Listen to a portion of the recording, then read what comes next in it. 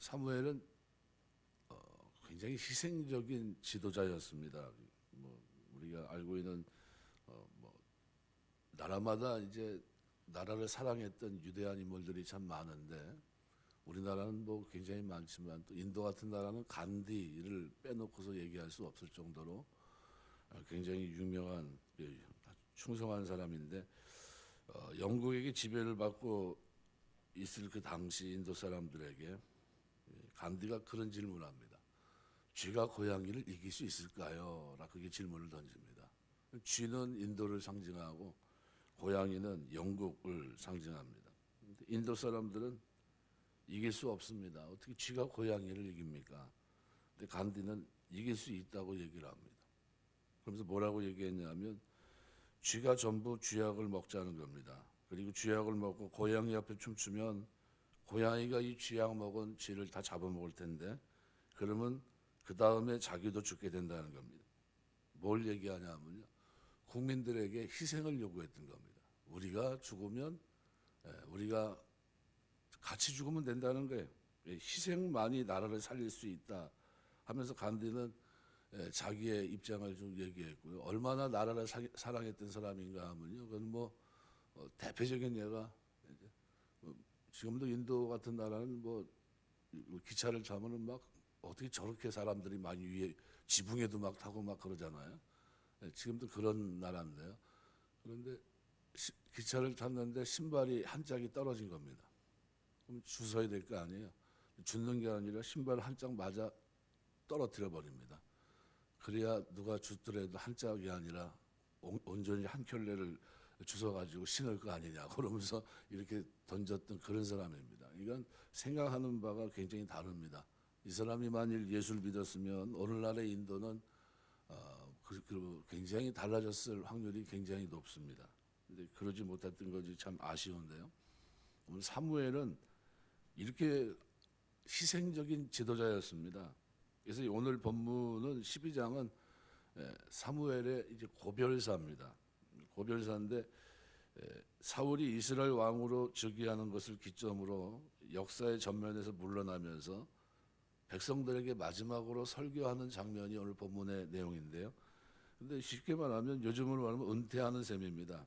근데 전체를 은퇴한 건 아니고요. 그의 은퇴는 사사직에 대한 겁니다. 사사직. 그죠? 사사직에 대한 것은 은퇴지만 나머지 제사장직, 선지자직은 계속 시행했습니다. 그러니까 사울이 이스라엘 왕으로 등극하면서 정치적인 통치권은 사울에게 맡기고 이제 자신은 제사장직과 선지자직을 전념하기로 했던 거죠. 그때 사무엘은 사울의 후견인이라고 하는 명목하에 여전히 정치적 영향력을 행사할 수 있는 그런 위치의 사람입니다. 만일 그가 정치적인 영향력을 행사한다면 사울이 왕으로서 소신껏 일할 수 있었을까? 아마 쉽지 않았을 겁니다. 그래서 사무엘은 사울에게 길을 열어주고 자신은 일선에서 물러나면서 사울로 하여금 소신 있게 일할 수 있는 여건을 마련해 줍니다. 이것은 그가 하나님의 뜻을 알고 역사 속에서 자신의 위치와 소명이 순복한 결과가 아닌가 생각이 됩니다. 사무엘은 이스라엘이 어려운 상황에 있을 때 하나님의 부르심을 받아 일한 이스라엘의 위대한 지도자입니다. 그는 세 가지 직을 다 감당했거든요. 사사직, 선지자직, 제사장직. 이 삼중직을 감당했는데 이처럼 삼중직을 감당한 사람은 모세와 예수님밖에 없습니다. 이거 얼마나 위대한 인물이었는가 하는 것을 우리가 엿볼 수 있습니다. 근데 그에게는 역사 속에서 분명한 위치와 소명이 있었는데 바로 그것은 사사로 부름받았지만 왕으로 부름받지 않았다는 겁니다. 그는 하나님이 이스라엘 왕으로 선택한 인물에게 기름을 부어 당시 혼란스러웠던 이스라엘 정치 체계를 지파 동맹에서 왕정으로 바꾸는 소명을 가지고 이 세상에 왔습니다.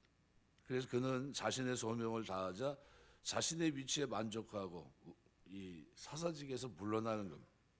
마치 세례요한이 예수님의 이 땅에 오심은 이것을 위해서 선구자로 일하다가 예수님이 이 땅에 때가 참에 오셨을 때 그는 흥해야 되겠고 나는 쉬어야 하리라 요한복음 3장 30절 기록대로 역사의 뒤안길로 물러난 거와 아주 흡사합니다. 이처럼 역사 속에서 자신의 위치 그리고 소명에 순복할 줄 알아야 됩니다. 많은 사람들이 그렇게 하지 못하기 때문에 문제가 발생하고 갈등이 생겨나고 그럽니다. 지금도 이런 모습을 왕왕 봐요. 물러날 때가 되었는데도 자기 아니면 안 된다는 아집으로 자기의 자리를 내줄 수 없다는 이기심으로 역사 속에서 자신의 위치와 소명에 순복하지 못하기 때문에 정작 새롭게 시작해야 될 사람과 갈등을 일으키게 됩니다. 우리가 하나님을 섬기면서 직분은 정한 때까지지만요, 나머지 하나님을 섬기고 충성하고 헌신하면서 선지자적인 삶을 사는 건요 일생입니다. 살아가면서 죽기까지 충성할 수 있는 여러분 되시길 주의 이름으로 축원합니다. 그래서 역사 속에서 내 위치를 아는 것이 중요합니다. 그리고 다른 사람의 눈치를 보지 말고 물러날 때는 과감하게 물러나야 되고요. 주님이 허락하시는 동안에는 자신의 소명을 최선을 다하 소명을 다하는 날 자신의 위치에 만족하고 조용히 물러설 수 있어야 됩니다. 디모데후서 4장 7절 말씀대로 내가 선한 싸움을 싸우고 나의 달려갈 길을 마치고 믿음을 지켰다. 정확하게 자신을 바라보고 있습니다. 이제 내가 이 싸움이 끝났구나 하는 것을 정확하게 인식해요. 이제 내게는 하나님이 영접하실 일만 남았구나 하는 그걸 정확하게 인식합니다. 여호수아 23장 2절 보면 여호수아가 온 이스라엘 곧 장로들과 두령들과 재판장들과 유사들을 불러다가 그에게 이르되 나는 나이 많아 늙었도다. 우리가 하나님의 부름 속에서 정한 때가 있습니다. 사람마다 건강 때문에 편차가 많이 다른데요. 하나님 건강 주시는 한 최선을 다해서 충성하시길 주의 이름으로 축원합니다. 그래서 오늘 본문 2절에 보면 이제 왕이 너희 앞에 출입하느니라. 보라 나는 늙어 머리가 휘어졌고 내 아들들도 너희와 함께 있느니라. 내가 어려서부터 오늘까지 너희 앞에 출입하였거니와 이렇게 얘기합니다. 평생 한결같은 충성을 보였던 사람이 사무엘입니다. 내가 어려서부터 오늘까지 너희 앞에 출입하였다. 일찍이 그의 어머니 한나가 엘리 앞에서 한 말이 나도 그를 여호와께 드리되 그의 평생을 드리나이다 이렇게 얘기했거든요. 그런데 이 말을 지켰다고 고백하는 것과 똑같습니다. 사무엘은 어려서부터 죽을 때까지 한결같은 사람입니다. 하나님께 충성한 사람이에요. 한순간도 하나님을 떠나거나 하나님의 뜻을 거스리거나 그죠? 하나님 마음을 아프게 하거나 이런 것이 없어요. 아들들의 부정을 저지르긴 했지만 그 자신은 늘 하나님 앞에 최선이었습니다. 충성입니다. 놀라운 일입니다. 이스라엘의 가장 위대한 지도자라고 얘기할 수 있는 모세의 충성도 흠이 있습니다. 그죠? 또 이스라엘 최고의 성군이라는 다윗의 충성에도 흠이 있어요. 하나님이 손으로 붙들지 않았으면 넘어졌고 헤어나올 수 없었습니다. 이제 세운 왕도 흠이 있었고요. 그런데 사무엘의 충성은 흠이 없어요. 모세도 다윗도 하나님 앞에 범죄했지만 성경 어디에도 사무엘의 범죄 기록에 대한 기록이 없습니다. 어떻게 살았을까요? 최선을 다해서 살아간 겁니다. 흠이 없게 하나님 앞에. 충성이란 바로 이런 것을 두고 하는 말입니다. 1년이나 혹은 3, 4년쯤 일을 하다가 실증 나면 그냥 치워버리고 남이 알아주면 열심히 하다가 알아주지 않으면 시험에 들면 다시 때려치우고 이건 충성이 아니에요. 하나님 앞에 충성해야 된다. 하나님 앞에. 좌로나 우로나 치우침 없이 10년을 하루같이 평생을 하루같이 살아가는 것 이것이 충성입니다. 그래서 시편 기자는 시편 71편 17절 18절 말씀에서 이렇게 기록합니다. 하나님이여 나를 어려서 교훈하였으므로 내가 지금까지 주의 기사를 전하였나이다.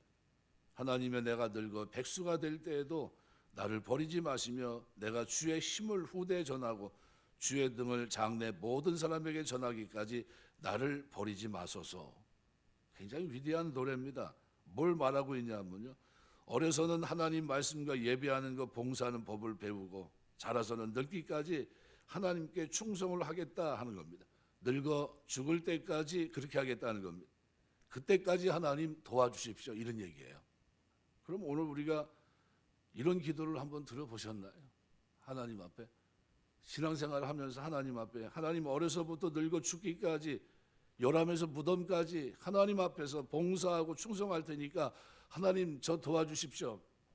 이렇게 기도해 보신 적 있나요? 폴리갑 같은 사람은 박해가 일어나 말 그대로 높은 형장에서 화형에 처하기 직전에 마지막으로 예수님을 부인하면 살려주겠다 얘기했을 때 86년 동안 주님은 나를 한 번도 모른다고 하신 적이 없는데 내가 어찌 주님을 모른다고 할 수 있겠는가 하면서 화형을 당합니다. 한 번도 우리 곁을 떠나신 적이 없고 우리를 향한 보호와 사랑의 눈길을 한 번도 놓치신 적이 없는 하나님 앞에 내가 어떻게 하나님을 부인할 수 있냐는 거예요. 우리가 어떻게 그러한 주님의 맡겨주신 귀한 직분과 사명에서 한시라도 떠날 수 있겠습니까? 최선을 다하셔야 돼요. 사무엘처럼 어려서부터 늙기까지 요람에서 무덤까지 평생을 주님 앞에서 살아가기를 최선을 다할 수 있는 여러분 되시길 주의 이름으로 축원합니다. 히브리서 3장 5절은 모세에 대한 기록인데요. 모세는 장래 말할 것을 증거하기 위하여 하나님의 온 집에서 사환으로 충성하였고 이렇게 표현합니다. 신약이 그 사람의 지나간 이력을 아주 함축해서 잘 표현해 놓고 있습니다. 히브리 기자는 그의 삶을 충성으로 표현합니다. 살아가면서 충성하시기 주의 이름으로 축원합니다. 변함없는 게 충성이에요. 요한계시록 말씀에도 보면 2장 10절 말씀에 보면 예배석 교회 편지에 이렇게 말합니다. 너는 장차받을 고난을 두려워하지 말라. 볼지어다 마귀가 장차 너희 가운데 몇 사람을 옥에 던져 시험을 받게 하리니 너희가 10일 동안 환난을 받으리라. 내가 죽도록 충성하라. 그리하면 내가 생명의 관을 내게 주리라. 우리가 살아가면서 하나님의 교회를 섬길 때 죽도록 충성할 수 있는 은혜가 있게 되시길 주의 이름으로 축원합니다. 다니엘서 3장을 보시면 우리 신앙생활을 하는 동안 어떻게 충성해야 되는지를 분명히 보여줍니다. 그래서 다니엘서 3장 말씀에 보면 사드락 메삭 아벳느고에 대한 기록인데요. 풀무불을 평소보다 7배나 더 합니다.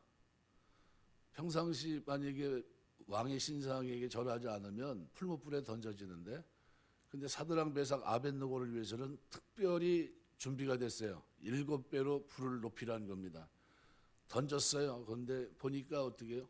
셋을 던졌는데 그 안에서 넷이 움직입니다. 그런데 놀라운 것은 타야 되는데 타질 않아요. 냄새가 나는데 냄새가 나질 않아요. 보니까 어떻게 해요? 신 같은 것이 하나 더 있어요. 그리고 그슬리지도 않고 옷이 타지도 않고. 그래서 어떻게 해요? 왕이 그들을 높입니다. 느부갓네살 왕이 놀라 급히 일어나서 모사들에게 물어 이르되 우리가 결박해 불 가운데 던진 자는 세 사람이 아니었느냐. 그들이 왕이 대답하여 이르되 왕이여 옳소이다 하더니 왕이 또 말하되 내가 보니 결박되지 아니한 네 사람이 불 가운데로 다니니 상하지도 아니하고 넷째 모양은 신들의 아들과 같도다. 느부갓네살이 맹렬히 타는 풀무불 악이 가까운 데 가서 불러 이르되 지극히 높으신 하나님의 종 사드락 메삭 아벳느고야 나와서 이리로 오라.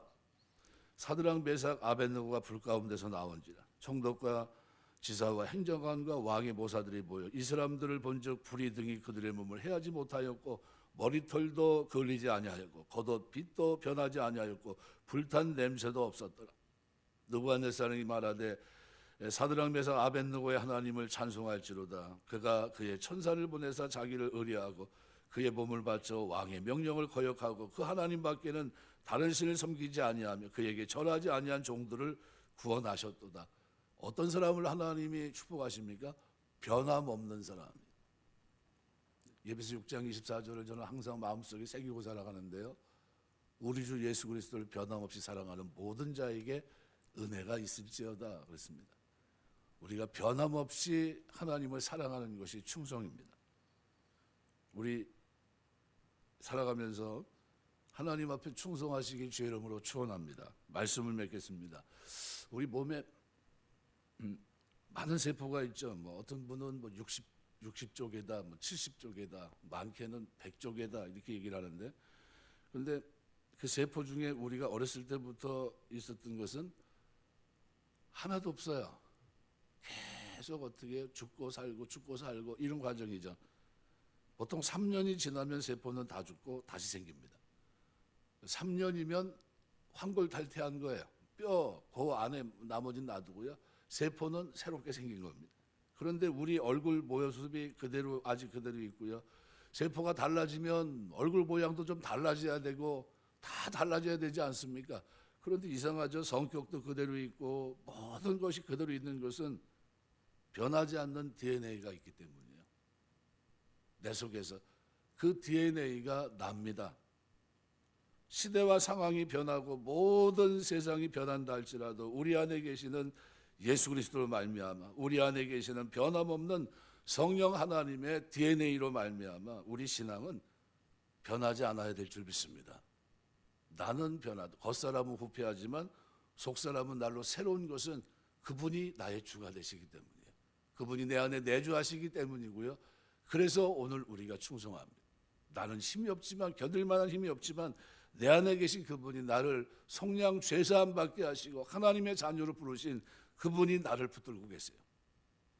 평생 주님 앞에 살아가면서 충성하시길 주의 이름으로 축원합니다. 마지못해 하는 게 아니라 그분이 나를 선택하셨고 힘주시고 그렇게 걸어갈 수 있도록 끊임없이 은혜를 베푸시기 때문입니다. 주일날 우리가 주의 말씀을 생각하면서 얘기했지만 다윗의 일평생의 삶을 신약은 딱 한 절로 얘기를 합니다. 두 구절로. 근데 그 한 절 속에 아주 키워드가 뭡니까? 은혜예요, 은혜. 그가 고민하며 큰 많은 고민 속에 근심하며 그렇게 살아갔던 모든 일생을 딱 한 단어로 표현합니다. 은혜. 그럼 우리가 지금 어디 있습니까? 은혜 속에 있어요. 은혜 속에. 하나님이 내가 고민하며 내가 이렇게까지 충성해야 되나? 그러면서 지금 달려가고 있습니다. 근데 우리가 결정할 일은 뭡니까? 힘 주시는 대로. 그래서 바울은 내게 능력 주시는 자 안에서 내가 모든 것을 할 수 있다고 표현했습니다. 힘 주시는 대로 하나님 내가 살겠습니다. 어떤 일이 있어도 변함없이 하나님 앞에 충성하겠습니다라는 것. 오늘 본문의 사무엘의 마지막 이 장면을 우리가 생각하면서 우리가 변함없이 하나님 앞에 충성하는 귀한 믿음의 종들 다 되시길 주의 이름으로 축원합니다. 기도하겠습니다.